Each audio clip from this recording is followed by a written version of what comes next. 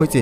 এখনও পর্যন্ত কিন্তু এই আয়নাঘরের মধ্যে অনেক মানুষ আটক রয়েছিল এবং এই আয়নাঘরের মধ্যে কিন্তু কিছু লাশ ফ্রিজ করে রাখা হয়েছে। আর আপনারা এই আয়নাঘরের যে বীভৎস দৃশ্য তা একটু পরে জানতে পারবেন। এবং আপনাদেরকে জানিয়ে রাখি, এই আয়নাঘরের বীভৎস দৃশ্য সবার পক্ষে দেখে সহ্য করে থাকার মতো নয়। আমি এই ভিডিওটি করার সময় আমার ভয়ে আমার কলিজা শুকিয়ে যাওয়ার মতো একটা অবস্থা কিন্তু হয়ে গিয়েছে, কারণ এতটা বীভৎস দৃশ্য আমি আমার জীবনে কখনো হরর মুভিতেও দেখিনি। কিন্তু বাস্তবে এমন ঘটনা আমাদের বাংলাদেশের মধ্যেই যে ঘটেছে এটা আমি কখনো স্বপ্নেও ভাবিনি।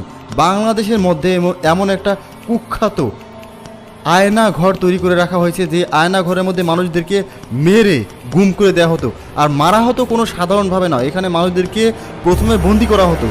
যাদেরকে এই আয়নাঘরের মধ্যে নিয়ে বন্দি করা হতো তাদের তথ্য মতে যে তারা কখনো কল্পনাও করতে পারতো না যে তারা বাংলাদেশের মধ্যে রয়েছে নাকি অন্য কোনো দেশের মধ্যে রয়েছে। মানে তাদেরকে প্রথমে চোখ বেঁধে জমটুপি পরিয়ে